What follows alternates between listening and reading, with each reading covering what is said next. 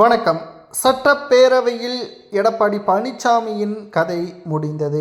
நண்பர்களே, இந்த வீடியோவிற்கு ஒரே ஒரு லைக் மற்றும் சப்ஸ்கிரைப் பண்ணிருங்க. அதிமுக ஆளும் கட்சியாகவும் எதிர்க்கட்சியாகவும் இருந்துள்ளது. எம்ஜிஆர் அவர்கள் அதிமுகவை உருவாக்கியதில் இருந்து ஜெயலலிதா அவர்கள் சிறப்பாக வழிநடத்திய வரைக்கும் ஆளும் கட்சியாகவும் எதிர்க்கட்சியாகவும் இருந்துள்ளது.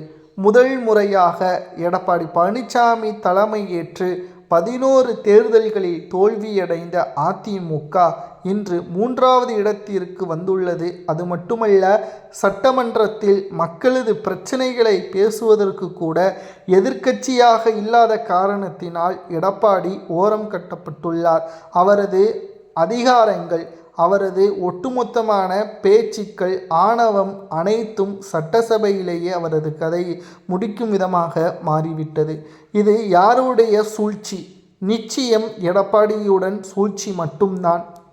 அன்றைக்கே எடப்பாடி பழனிசாமியிடம் தேர்தல் முடிவுகள் வெளியான பிறகு சி.வி. சண்முகமும் எஸ்.பி. வேலுமணியும் அதிமுக 3வது இடத்திற்கு மட்டும் சென்றுவிடக்கூடாது, தாவேகாவுடன் இணைந்து அமைச்சரவையில் பங்கேற்று தமிழக மக்களுக்கு நாம் உதவிகளையும் நலத்திட்டங்களையும் செய்ய வேண்டும் என்று கூறினார்கள். ஆனால் அன்றைக்கு எடப்பாடி கேட்காத காரணத்தினால் இன்று 3வது இடத்திற்கு தள்ளப்பட்டுள்ளது.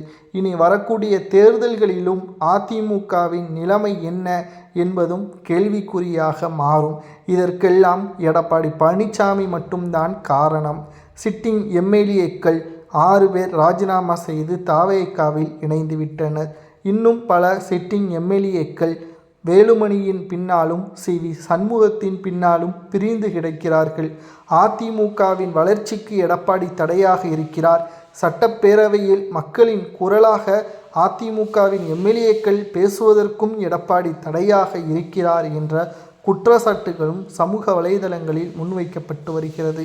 இன்றைக்கு சபாநாயகர் எடப்பாடி பழனிசாமியின் அதிகாரங்கள் அனைத்தையும் பறிக்கப்படக்கூடிய ஒரு சூழலும் உருவானது. எடப்பாடிக்கு எதிர்க்கட்சி தலைவர் இல்லாத காரணத்தினால் அவரது கேள்வி 10 நிமிடங்கள் தான் இருக்க வேண்டும் என்று கூறியிருப்பது சட்டப்பேரவையில் எடப்பாடி பழனிசாமியின் கதை முடிக்கக்கூடிய வகையில் அமைந்துவிட்டதாக பல ஊடகங்கள் கருத்துக்களை பதிவிடுகின்றனர். எடப்பாடி பழனிசாமி அவர்களுக்கு இதெல்லாம் தேவைதானா? அவர் பொதுக்குழுவை கூட்டி தனது பதவியை தானாக முன்வந்து ராஜினாமா செய்திருக்க வேண்டும். இவ்வாறு செய்வது ஏற்றுக்கொள்ளத்தக்கது என்று பலரும் எதிர்ப்புகளை தெரிவித்துள்ளனர். அதிமுகவின் பெரும்பான்மையான நிர்வாகிகளும் தொண்டர்களும் எடப்பாடியின் பின்னால் இருக்கிறார்களா, எஸ்.பி. வேலுமணி, சி.வி. சண்முகத்தின் பின்னால் இருக்கிறார்களா என்பதை கமெண்ட் வாயிலாக கூறுங்கள். நன்றி, வணக்கம்.